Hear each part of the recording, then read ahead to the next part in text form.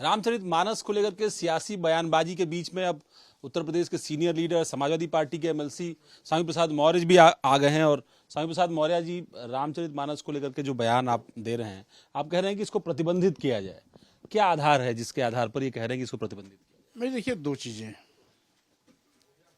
आज भारतीय संविधान हमारे देश का सबसे बड़ा कानून है, सबसे बड़ा ग्रंथ है। वो सबको समान अधिकार देता है, किसी के साथ कोई भेदभाव का स्थान नहीं, और धर्म मानव कल्याण के लिए होता है। कोई भी धर्म किसी को अपमानित करने के लिए काम नहीं करता है। लेकिन तुलसीदास जी की रामायण में जाति वर्ग विशेष को चिन्हित करते हुए जो आपत्तिजनक टिप्पणियां की गई हैं, यह धर्म नहीं है, गाली धर्म नहीं है।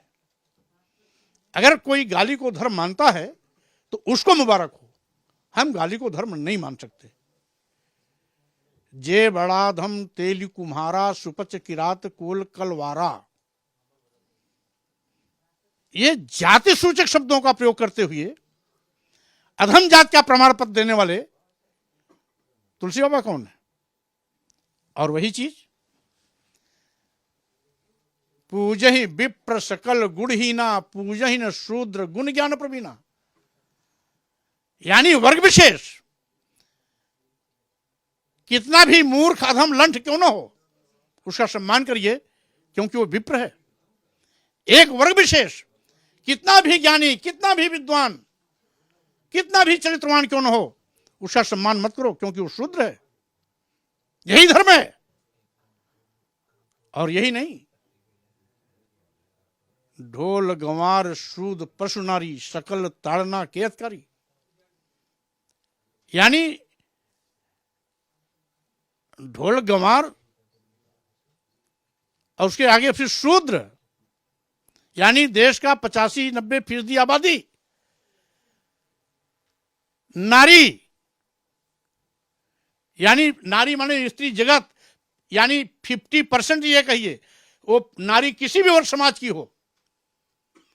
ये सारे स्त्रियों को अपमानित करने का अधिकार किसने दिया? तुलसी बाबा को। सारे शूद्रों को अपमानित करने का किसने अधिकार दिया?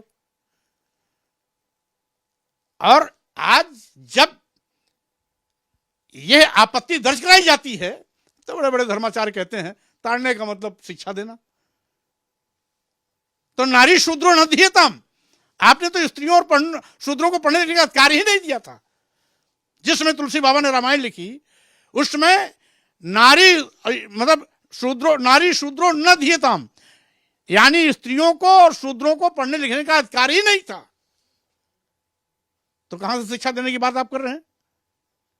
इसलिए ये आपत्तिजनक टिप्पणियां स्वाभाविक रूप से एक बहुत बड़े वर्ग विशेष को आहत करती हैं। और जब हम इस पर टिप्पणी करते हैं तो बड़े बड़े धर्माचार्यों का पेट में दर्द होने लगता है। कहते हैं हिंदू धर्म की भावनाओं आहत हो रही हैं। क्या आदिवासी हिंदू नहीं है? क्या दलित हिंदू नहीं है? क्या पिछड़े हिंदू नहीं है? ये सभी शूद्र, जात ने शूद्र कहा, ये सभी शूद्र समाज में आते हैं। तो अगर सभी शूद्र समाज में आने वाले दलित, पिछड़े और आदिवासी हिंदू हैं, तो 85-90% लोगों को आप गाली दोगे, 10-5% लोगों की भावनाओं का चिंता करोगे। अगर आप इनको हिंदू मानते हो तो हिंदू का मतलब केवल पंडा पुजारी नहीं होता है। हिंदू का मतलब होता है सभी उस धर्म के मानने वाले, उस धर्म के दायरे में आने वाले। तो अगर शूद्र के अंतर्गत सारे दलित, पिछड़े और सारे के सारे आदिवासी, सारी की सारी महिलाएं अगर ये भी हिंदू समाज से आती हैं, तो इनको गाली देने का अधिकार किसने दिया आपको? आप इनको अधम जाति का सर्टिफिकेट देने का अधिकार किसने दिया आपको? तो स्वाभाविक रूप से ऐसे शब्दों पर जो एक वर्ग विशेष 85-90% आदिवासी, दलित, पिछड़े, महिलाओं को आहत करती हैं, वो आपत्तिजनक है। इस अंश को सरकार को चाहिए इसको निकाल दे, अन्यथा इसको प्रतिबंधित कर दे। नहीं, पर आप कह रहे हैं कि रामचरितमानस प्रतिबंधित कर दी जाए या इन अंशों को निकाला जाए, पर रामचरितमानस के बारे में कहा जाता है कि ये उस दौर में आई हुई पुस्तक है 400-500 साल पहले, जब हिंदू समाज बिखरा हुआ था, उस पर आपत्तियां थी, लगातार बड़े पैमाने पर धर्मांतरण हो रहा था और इसका बड़ा दबाव था, और उस वक्त इस पुस्तक ने आकर के एक बार फिर लोगों की आस्था, धर्म, कर्म और इसको लेकर के आगे बढ़ाई, हिंदू धर्म को लेकर के आगे बढ़ाई। इसमें कोई धर्म कर्म की चर्चा नहीं है। उसमें पूरा का पूरा रामायण जो है स्वांतः सुखाय के लिए तुलसीदास ने लिखा है। तुलसीदास के रामायण की शुरुआत जहां बालकांड से होती है, बालकांड से शुरुआत में ही लिखा है, स्वांतः सुखाय तुलसी रघुनाथ गाथा भाषा निबंध रचना करोती। यानी इस प्रकार से उन्होंने अपनी खुशी के लिए इसको लिखा है। तो जो अपनी खुशी के लिए लिखा है वो धर्म कैसे हो सकता है? तो लोग ये कह रहे हैं कि स्वामी प्रसाद मौर्य जब बीजेपी की सरकार में थे तब उनके हिंदुत्व के एजेंडे के साथ थे, और अब जब बीजेपी से बाहर आ गए हैं तब वो हिंदू समाज के इस तरह की। मैं कभी भी किसी भी पाखंड के एजेंडे में नहीं था। मैं सरकार के मंत्री की हैसियत से जो हमें जिम्मेदारी दी गई थी, श्रमिकों के कल्याण के लिए, नौजवानों को रोजगार निजी क्षेत्रों में दिलाने के लिए, वो मैंने बखूबी किया। किसी भी पाखंडपूर्ण कार्य में स्वामी प्रसाद की लिप्तता कभी नहीं रही। 5 साल मंत्री रहते हुए भी जो भी सरकार के एजेंडे में ढोंग ढकोसले से संबंधित एजेंडा रहे हैं, स्वामी प्रसाद मौर्य उससे दूर रहे हैं। पर प्रतिबंध की बात अब आप क्यों कर रहे हैं, पहले क्यों नहीं किया? स्वाभाविक रूप से आज आप लोग भी इस पर चर्चा कर रहे हैं। आज जब मीडिया इस पर चर्चा कर रही है, अभी 2 दिन से मैं देख रहा हूं सारा का सारा मीडिया पूरा का पूरा समय दे रहा है। एक कोई बाबा नया आया, धीरेन्द्र शास्त्री। तो जब सारा मीडिया रुचि ले रहा है तो स्वामी प्रसाद मौर्य को बोलने में क्या आपत्ति है? तो क्या बोल रहे हैं आप धीरेन्द्र शास्त्री को? नहीं, उन पर वो तो मजाक खुद ही अपने उसके हाव भाव को देखिए, किस तरीके से मजाक कर रहा है, नौटंकीबाज की तरह हाथ पांव चला करके किस तरीके से हवा हवाई बातें करता है। हम ये कहना चाहते हैं, ये विज्ञान युग है और दुनिया के तमाम देश आज कुछ चंद्रमा पर यान भेज रहे हैं, कुछ मंगल पर जाने की तैयारी कर रहे हैं, कुछ तमाम ग्रहों को खोज रहे हैं, कुछ और ग्रहों पर जाने की तैयारी कर रहे हैं। और हमारे देश में ये तमाम धर्माचार्य और तमाम धर्म के ठेकेदार हजारों साल पुरानी पिटी पिटाई रूढ़वादी परंपराओं को, ढोंग और ढकोसलों को, पाखंड को फिर से स्थापित करने की कोशिश कर रहे हैं। धर्म के नाम पर पाखंड, धर्म के नाम पर ढोंग ढकोसला, धर्म के नाम पर रूढ़वादी परंपराएं नहीं चलेगी। आज विज्ञान युद्ध है। अगर सब दवा बाबा ही कर लेंगे तो देश के सारे मेडिकल विश्वविद्यालय बंद होने चाहिए, सारे मेडिकल कॉलेज बंद होने चाहिए, सारे जिला अस्पताल सीएससी पीएससी बंद होने चाहिए। अब जब सारे के सारे सरकारी और प्राइवेट अस्पताल खत्म होने चाहिए, जब सारा इलाज बाबा के पास है, तो क्या जरूरत है डॉक्टर की, क्या जरूरत है मेडिकल विश्वविद्यालय की, क्या जरूरत है मेडिकल कॉलेज की?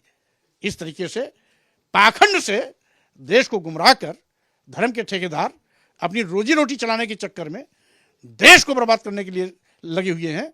हम इसकी घोर निंदा करते हैं। और वो तो ये कह रहे हैं कि वो सनातन धर्म को आगे बढ़ा रहे हैं, और आप लोग जो इन पर हमला कर रहे हैं दरअसल सनातन धर्म का विरोध कर रहे हैं। सनातन धर्म ये नहीं कहता, सनातन धर्म मानव कल्याण के लिए होता है। ये मानव कल्याण के नहीं, ये तो मानव को अंधेरे में भेजने का है।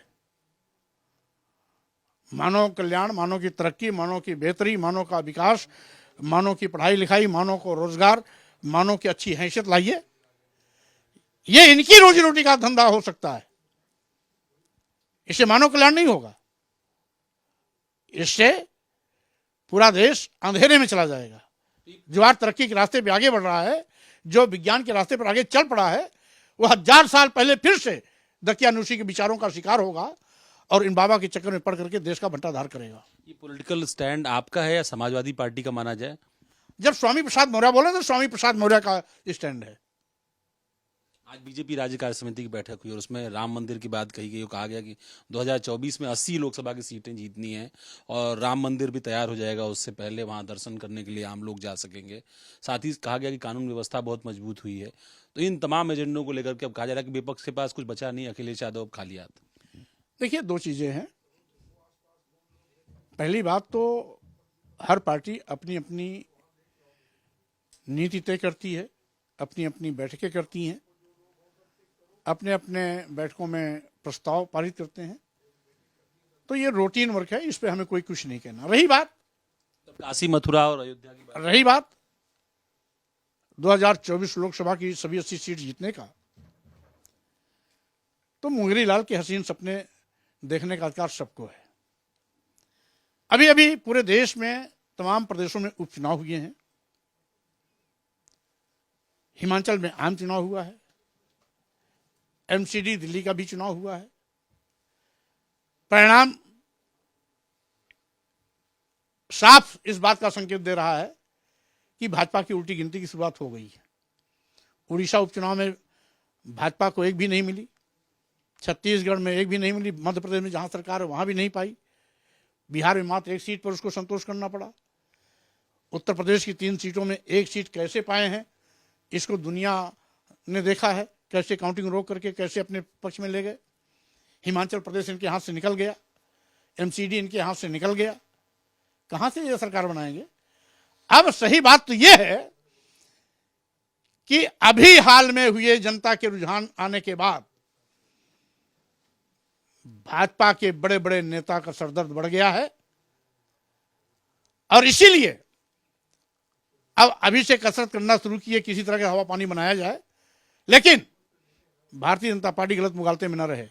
2024 लोकसभा का चुनाव भारतीय जनता पार्टी की विदाई का चुनाव होगा।